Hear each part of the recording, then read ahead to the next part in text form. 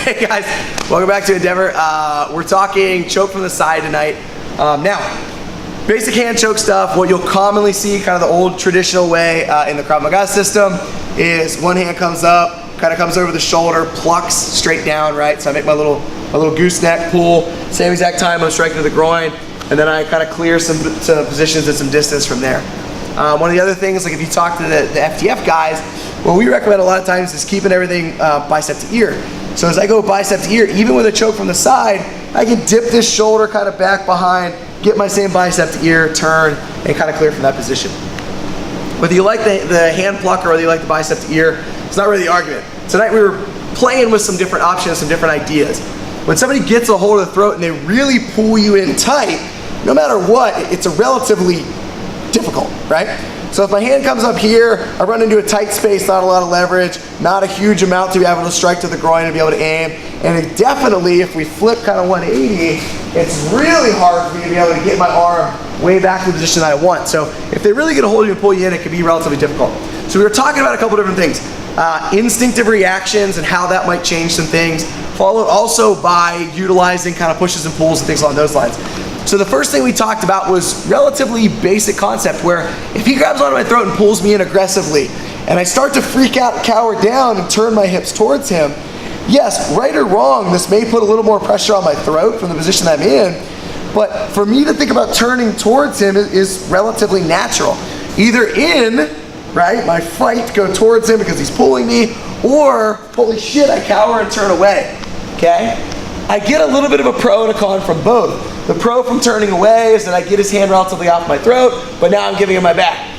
The pro or the con, or the pro from going inside this way is that I can open up this shoulder position here, I can strike to the groin, but the con is that he gets a little more of a square press on the throat, which isn't good either way.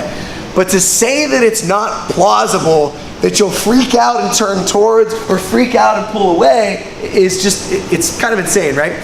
So we were working on the drive-in one. I get to hear a boom, I kind of turn myself inside, my hands start to move up. And it's not so much about being able to get here, but that now that I'm squared up, I open up a couple more options. Now, that shoulder, if we rotate again 180 degrees, is a little more clear, and if I did want to make that bicep to ear exchange, I can make that bicep to ear exchange. Same idea, oh shit, I go this direction. If I want to go with just sheer striking or be just aggressive, I can still make my pluck at the throat and I can still make my strike to the groin. Instead of it being this sideways strike here, it's just this big rising slap to the groin that direction, and that might open me up. So that's one thing you can look at. Okay, I get here, I kind of freak out, oh shit, I turn, and then I can still technically utilize whatever variation of the defense that you want to go ahead and utilize. So that's one thing you can keep up. The other thing we started looking at was, well, how can I apply this basic position and then maybe apply a little bit of wrestling?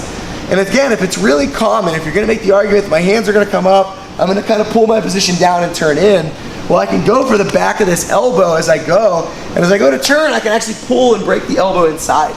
And you'll see this with some systems, unlike if he has a knife to my throat, right? Knife to my throat, get a hold of it, boom, turn, a position in there.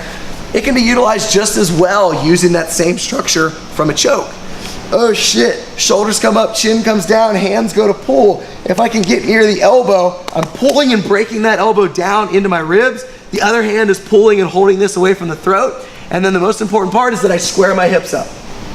And now from here, again, if you're comfortable with wrestling, you can pull arm drags. If you're not comfortable with wrestling, once I make that initial break, I can just shuck them off and start striking, or I can turn, I can go and I can run.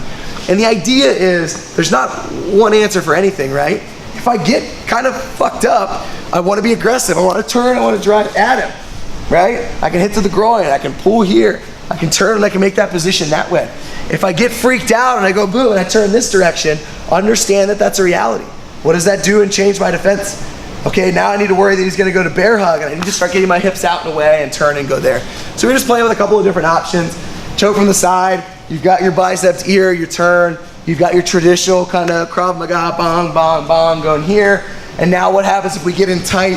I can turn, I can pull that direction, I can change my strike to this direction, maybe I can get a hold of the elbow, pull that way, and just kind of messing around, right? So again, we're big proponents of aggressive, big gross motor type stuff. Take that, do with it what you will. It's what we were kind of screwing around with here tonight, and we'll see you guys next time.